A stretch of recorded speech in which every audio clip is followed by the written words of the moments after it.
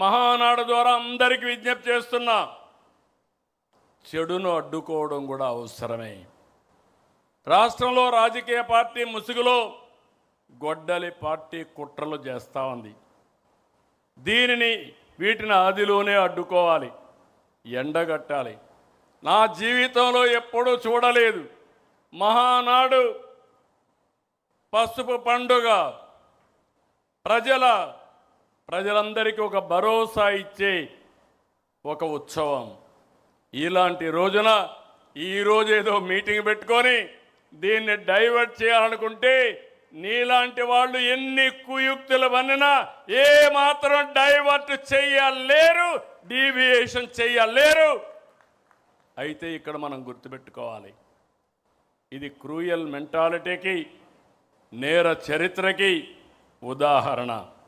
అందుకే రాష్ట్రాభివృద్ధిపై గొడ్డలి వేటితో జరిగిన నష్టాన్ని ప్రజలకు వివరించాలి, వివరిస్తూనే ఉండాలి, వాళ్ళ నైజం గుర్తు చేయాలి. పేదలకు కావాల్సింది పథకాలు, గొడ్డలి వేట్లు కాదు. యువతకు కావాల్సింది ఉద్యోగాలు, గొడ్డలి పోట్లు కాదు. రాష్ట్రానికి కావాల్సింది శాంతి భద్రతలు, జంతు బలులతో రక్తాభిషేకాలు కాదు. రక్త చరిత్ర రాసేవాళ్ళు స్వర్ణాంధ్ర చరిత్ర లిఖించలేరు.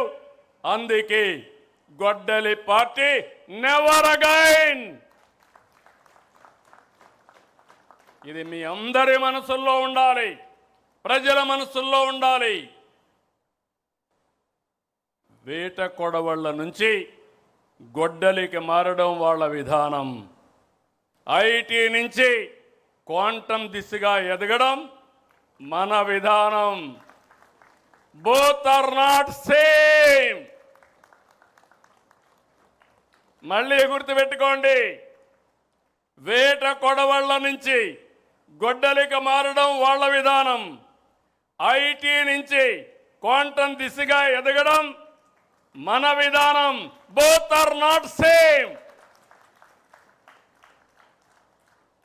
దేశంలో ఏ పార్టీకి లేని బలమైన కేడర్ మనకుంది.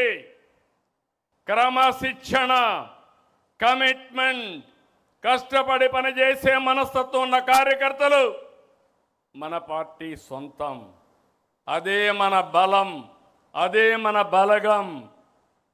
అందుకే అందరికీ చెప్తున్నా, కేడర్ని గౌరవంగా చూసుకోవాలి, సముచిత స్థానం ఇవ్వాలి. ఏ స్థాయి నాయకుడైనా party first, cadre cadre cadre. ఎవరు ఇగ్నోర్ చేసినా వాళ్ళని ఉపేక్షించేది లేదని మరొక్కసారి ఈ సందర్భంగా గుర్తు చేస్తున్నా. 5 మంది ఎంపీలే కాదు, నాయకులు, బూత్ స్థాయిలో ఉండే ప్రతి ఒక్క కార్యకర్త నాయకుడే. మనం తయారు చేయవలసింది అనుచరులు కాదు, నాయకుల్ని తయారు చేయాలి. రాష్ట్రానికి విజన్ ఉన్నట్టే పార్టీకి ఒక విజన్ తయారు చేసుకుంటున్నాం. నాకు 2 బాధ్యతలు ఉన్నాయి, ఈ పార్టీకి 2 బాధ్యతలు ఉన్నాయి. విజన్ 2047 స్వర్ణాంధ్ర. అదే సమయంలో పార్టీకి 2047కి ఒక విజన్ తయారు చేసుకుంటాం. ఇక్కడ ప్రతి ఒక్క కార్యకర్తకి చెప్తున్నాం, ప్రతి ఒక్క నాయకుడికి చెప్తున్నాం. ఈరోజు మనందరం కూడా ఎక్కడికక్కడ సమర్థవంతమైన నాయకత్వాన్ని తయారు చేసుకోవడానికి నిరంతరం తెలుగుదేశం పార్టీ ఎప్పుడు కూడా నాయకుల్ని తయారు చేసే విశ్వవిద్యాలయం ఇది. ఈ విశ్వవిద్యాలయంలో చదివిన వాళ్ళే వేరే ప్రాంతాల్లో వేరే పార్టీలో రాణిస్తారు తప్ప వేరేది కాదని మరొక్కసారి విజ్ఞప్తి చేస్తున్నా.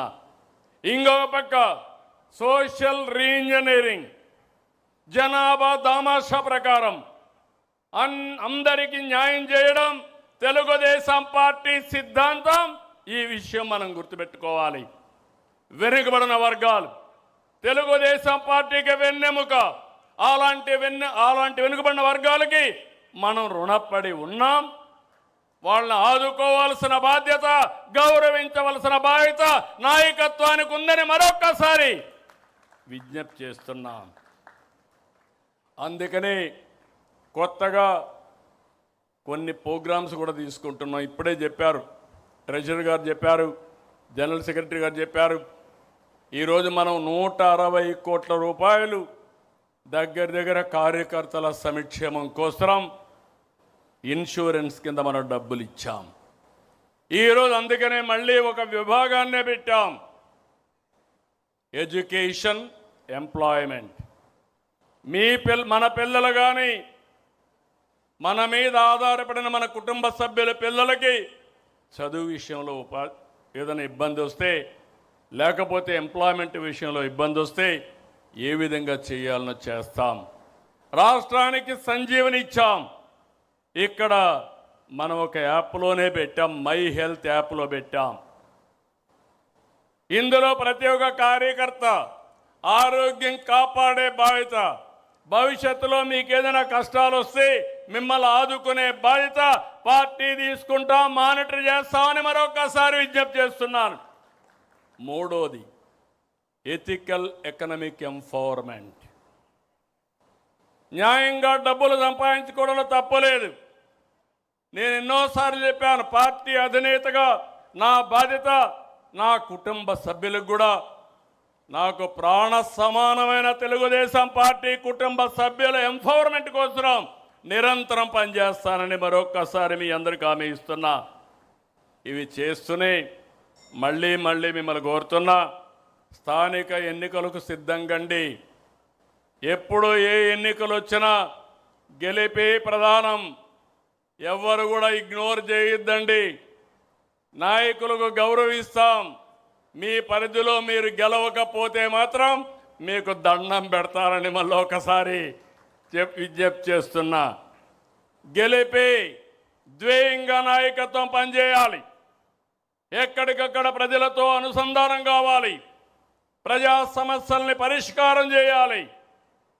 సమస్యల్ని పరిష్కారం చేయడమే కాకుండా చేసిన పని మన ద్వారా చేశామని పదే ప్రజలకు గుర్తు చేసి వాళ్ళని మన పార్టీ వైపు ఆకర్షించుకునే బాధ్యత కూడా మీదే. ఓటు నమోదు కార్యక్రమం పైన కూడా శ్రద్ధ పెట్టండి. సర్ వస్తూ ఉంది. దీనిపైన బిఎల్ఓలతో కోఆర్డినేట్ చేసుకోవాలి. స్పెషల్ ఇన్సెంటివ్ రివిజన్లో అందరూ భాగస్వాములు కావాల్సిన అవసరం ఉంది. ఇక్కడ మీకు ఒక విషయం చెప్తున్నాను.